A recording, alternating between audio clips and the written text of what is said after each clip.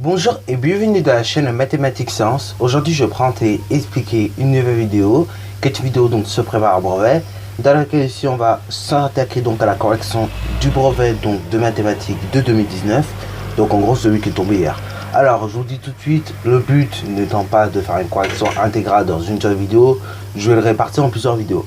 Comme ça, pour les troisièmes ça servira à correction plus ou moins, et après pour ceux qui suivent derrière ça servira entre guillemets d'anal, ok. Voilà, en gros c'est des sujets que vous pourrez refaire derrière. Alors je vous dis là, le sujet qu'on va corriger, c'est l'un des sujets les plus durs qui est tombé. Enfin, en tout cas de tous les brevets que j'ai pu voir, celui-là vraiment il était limite un fan. Enfin, là encore il y a des le premier et le deuxième exo sont assez faisables, mais après il y a des exos franchement c'était assez dur quoi. Surtout que même les tournures de phrases et compagnie n'étaient même pas simples. Donc c'est vrai que cette année le brevet il s'est un petit peu complexifié par rapport aux années précédentes, hein. Mais bon, faut pas oublier que voilà, ça a été décalé, du coup il y a dû avoir d'autres sujets qui ont été donnés, enfin bref. En tout cas vraiment le brevet cette année je trouvais un petit peu plus difficile que les autres années, hein. Ça c'est clair parce que ce brevet là par rapport à celui de 2018, et c'était pas aussi, enfin il était moins compliqué, et en plus non seulement ça a demandé une technicité assez développée quand même, ça a demandé d'être à l'aise quoi. Parce que je vous dis, même ceux qui sont à l'aise en mathématiques en général, franchement là, le sujet, comment dire, il est déstabilisant, même quand on regarde les phrases, leur tournure, certaines phrases franchement peuvent déstabiliser, alors c'est pas ouf. Bon, alors on va réaliser l'exercice 1 qui parlait d'arithmétique, hein, donc dans l'exercice 1 il était question d'arithmétique. Donc personnellement, je ne pensais même pas que l'arithmétique cette année allait tomber, c'est tombé, bref, comme ça. Du coup, voilà, cette année l'arithmétique est tombée. Bon, en même temps, il fallait s'y attendre parce que du coup, c'est vrai que ça faisait 2 années que le brevet avait été changé et qu'il n'y avait quasiment plus d'arithmétique sous un exercice complet. Donc là, on va s'intéresser à ça. Alors, du coup, on nous dit donc dans l'exercice que le capitaine d'un navire possède donc un trésor constitué de 69 diamants, de 1150 perles et de 4140 pièces d'or. On demande, question 1, de décomposer 69, 1150 et 4140 en produits de facteurs premiers. Alors oui, bien évidemment le brevet j'ai corrigé déjà avant. Alors donc là je vais vous expliquer un petit peu comment ça marche rapidement, mais très honnêtement je l'ai corrigé hier parce que le temps que je travaille hier et plus un petit peu aujourd'hui pour voir un petit peu les choses, si ça allait, si ça allait pas, et si on pouvait faire plus simple. Du coup voilà, j'ai travaillé entre hier et aujourd'hui. Donc voilà. Alors du coup là ce ne sont que des éléments de correction.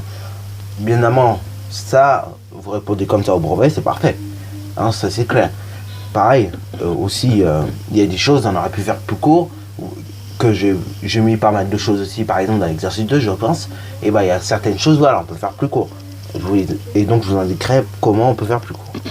Alors donc là, décomposer un nombre en produit de facteurs premiers, c'est quoi? C'est tout simplement en fait, vous avez un nombre, on veut finalement qu'on l'écrive sous la forme de produit de facteurs premiers.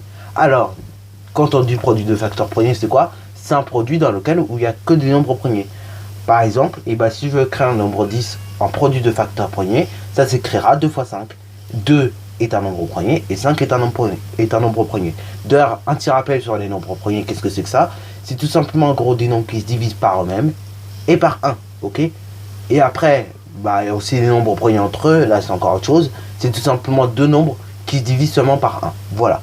Bon, ça veut dire ça en gros, être un nombre premier. C'est-à-dire qu'on divise par soi-même et par 1. Ok, voilà.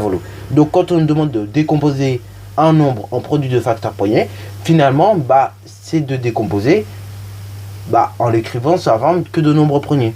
Par exemple, 69, on va diviser par 3, et donc du coup, ça a donné 23. Voilà. Après, pareil, 23, on va essayer de le diviser par un autre nombre que lui-même. On s'aperçoit que ça marche pas, parce que 23 est un nombre premier. Donc du coup, 69 va s'écrire 3 fois 23 en produit de facteurs premiers.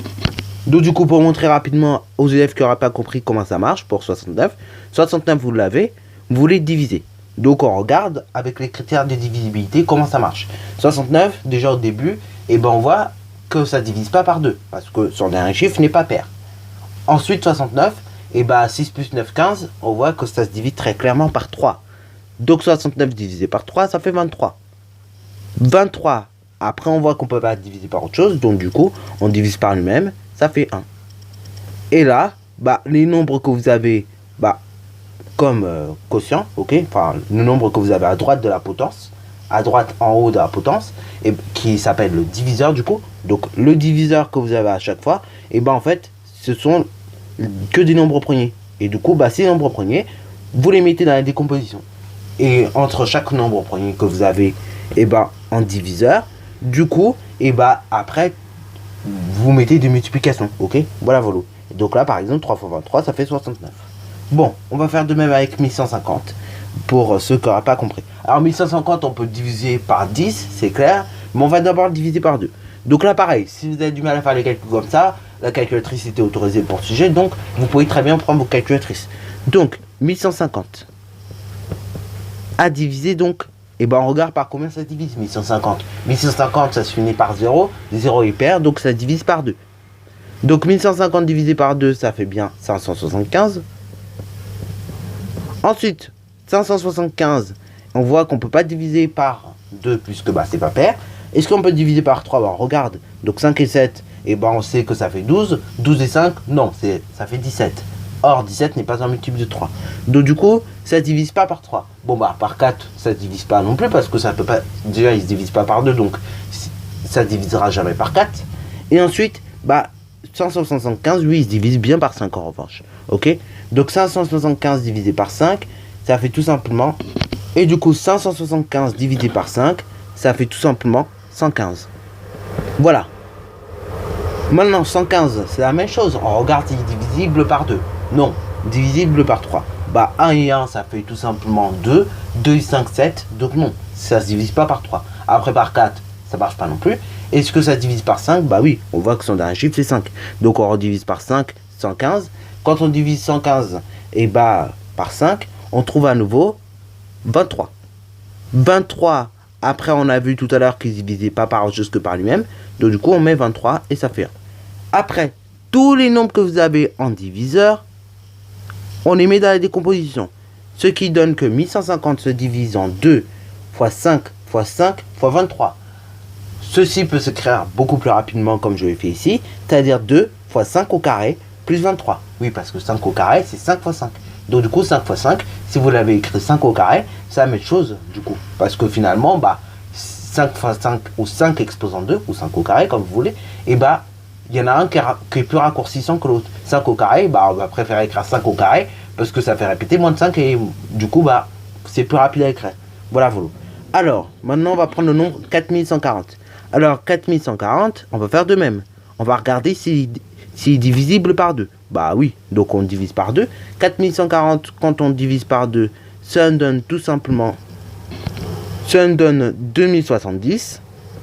2070, quand on divise en 2, ça donne 1035. Et 1035, on regarde. Là, pareil, 1035, ça se divise seulement par... On regarde par combien se divise. Donc 1035, est-ce que ça se divise déjà par 3? Alors, on va regarder quand même. Donc 1 et 0, ça fait combien? 1 plus 0, ça fait tout simplement 1. Par contre, 3 plus 5, ça fait 8. Plus encore 1, qu'on avait dit tout à l'heure, ça fait 9.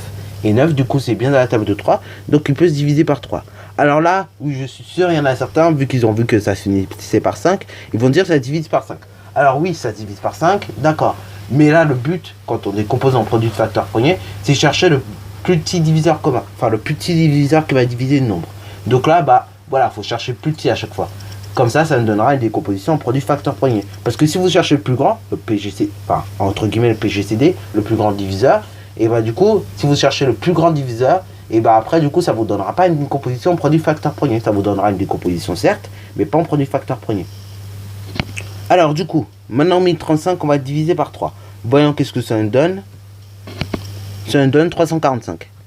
Alors là, pareil, si vous n'arrivez pas à faire le calcul de tête, vous avez droit à la calculatrice. Donc, voilà. C'est pour ça qu'il faut toujours avoir sa calculatrice au jour de l'épreuve, parce qu'il y a toujours des petits exercices comme ça où on a des doutes sur les calculs, ou même des petits exercices où on en a besoin. Donc la calculatrice au jour de l'épreuve de maths, ne l'oubliez surtout pas, ok? Et d'ailleurs, on en reparlera dans la prochaine vidéo, mais il faut savoir s'en servir, parce que franchement, si vous ne savez pas vous en servir, ça marche pas. Alors 345, est-ce qu'il divise par 3 également? Donc 3 et 4, ça fait 7, 7 et 5, ça fait 12, donc oui. 345 on divise par 3, ça fait donc 115. 115, là on voit qu'il ne divise pas par 3 mais par 5 au minimum. Donc du coup ça nous donne 23. Et après 23 on a vu qu'il ne divisait pas par un nombre. Enfin on voyait que 23 ne se divisait que par lui-même. Et bah du coup on met 23. Ok. Et donc 23 divisé par 23 ça fait 1. Ensuite on regarde tous les diviseurs que nous avons. Voilà. Donc moi je les entoure. Après si vous voulez pas les entourer c'est chacun sa méthode. Personnellement, moi, je les entoure. Mais après, si vous voulez pas les entourer, vous n'êtes pas obligé de le faire. Ok, je les entoure pour mieux les repérer. Donc, du coup, on a quoi? On voit que 4640, c'est 2 fois 2, fois 3, fois 3, fois 5, fois 23. Alors, ceci, on peut l'écrire beaucoup plus rapidement comme je le fais ici. C'est 2 exposant 2, multiplié par 3 exposant 2, multiplié par 5, multiplié par 23. Là, si vous avez des doutes pareils, vous prenez vos calculatrices, vous tapez à chaque fois le calcul que vous obtenez. Et après, du coup, vous allez voir que vous obtenez bien ces nombres. 3 fois 23, ça fait bien 69. Et là, pareil, pour 1150, on peut le vérifier. Pareil, ça fait bien 2 fois 5 exposant 2 fois 23. Ok. Et ainsi de suite. Pour 4140, on peut faire de même. Alors, maintenant, question 2. On va y venir parce que c'est vrai que la question 2, il y a une petite ambiguïté là-dedans quand même, un petit peu. En tout cas, quand on fait un petit peu attention à l'énoncé, c'est vrai qu'il y a une petite ambiguïté dans la question 2. Et donc, on va tout simplement regarder un petit peu tout ça. Donc, la question 2. On nous dit que le capitaine partage équitablement le trésor entre les marins. Combien y a-t-il de marins, sachant que toutes les pièces, perles et diamants ont été distribuées? Alors, je ne sais pas si vous avez remarqué à chaque fois, mais il y a un nombre qui revient assez fréquemment, c'est 23. Autant le 5, il ne vient pas dans la première. Le 3, il vient pas tout le temps. Par exemple, dans la deuxième, il n'est pas là. Mais le 23, il vient tout le temps. Ce qui veut dire donc que si tout le paquet, donc si les 1150, les 1150 quelque chose, les 4140 quelque chose et les 69 quelque chose ont été partagés équitablement, ça veut dire qu'en gros, il y avait à chaque fois 23 marins pour les prendre. C'est-à-dire, en gros, vous aviez 23 marins qui pouvaient prendre 3 quelque chose, plus 23 marins également qui pouvaient se prendre en tout 50 quelque chose, et 23 marins qui pouvaient prendre 2 exposant 2 multiplié par 3 exposant 2. Donc en gros, vous avez 23 à chaque fois personne qui pouvaient prendre 180 donc pièces d'or, 50 perles et puis 3 diamants. Alors, en gros, il y avait à chaque fois 23 personnes qui pouvaient prendre ça. Donc du coup, ce 23 en fait, il veut dire quoi? Il veut dire qu'en tout, il y avait 23 marins. Alors là, pareil, c'est là où il y a l'ambiguïté, et si on fait attention, on s'en rend bien compte. C'est est-ce qu'il y avait 23 marins vraiment et le capitaine n'a rien eu? Ou est-ce qu'il y avait 22 marins plus le capitaine qui se compte en tant que marin? Là, pareil, il y a une petite ambiguïté dans l'énoncé que je ne sais même pas parce que c'est pas moi qui ai fait le sujet tout simplement. Donc voilà. Donc en tout, on pouvait mettre qu'il y avait 23 marins, parce qu'en fait, si vous regardez bien, le 23 il se répète à chaque fois. Donc du coup, ce 23 qui se répète, ça veut dire qu'en gros, il y avait 23 marins pour prendre les 3 diamants, les 50 perles et les 180 pièces d'or. Donc du coup, il y a 23 marins en tout et on peut même dire ce qu'ils ont eu. Ils ont eu 3 diamants, 50 perles et 180 pièces d'or. Alors là, la phrase que j'ai mise, elle n'était pas obligatoire d'indiquer qu'est-ce qu'ils avaient eu, parce qu'en soi, c'est de la logique, ça regarde bien. Mais si vous voulez vraiment rassurer votre correcteur, voir si vous avez... qu'ils comprennent que vous avez compris, on pouvait très bien mettre cette phrase. Voilà. Donc, le premier exercice, mine de rien, est resté faisable. Voilà. Mais c'est vrai qu'on va voir par la suite qu'il y a d'autres exercices, franchement, il y a des questions, c'est infaisable.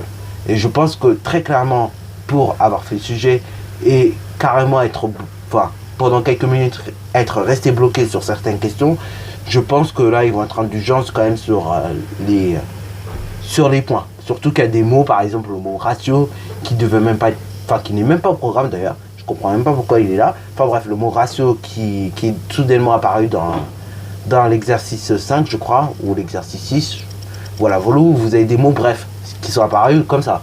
Il y a même un moment, la proportionnalité est apparue, alors que c'est une notion qui tombe, en soi, c'est l'aspect graphique qui tombe tout le temps. Mais la proportionnalité, on va dire, résout des problèmes, tout ça, avec des produits en croix. Voilà, c'est des choses qui apparaissent très peu. Il y a des choses qui sont tombées que je m'attendais même pas à ce que ça tombe. Voilà. Par exemple, quand j'ai vu le mot ratio, j'étais en mode PLS, quoi. Donc voilà, bon, je pense que les correcteurs vont être très indulgents avec les points. Et ils vont valoriser surtout en fait vos premières recherches. C'est-à-dire les premières questions, les premières recherches vont être valorisées. Parce que franchement, c'était vraiment difficile.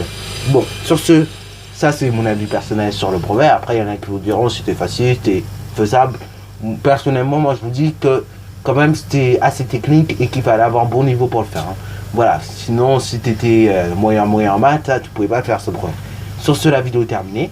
Donc si tu as bien aimé, comme d'habitude, n'hésite surtout pas à commenter et donc liker. Et puis bonne réussite à toi en mathématiques et en sciences. Donc j'espère que ce sujet-là que je vais vous corriger servira aux classes qui vont venir tout simplement. Sur ce, la vidéo est terminée.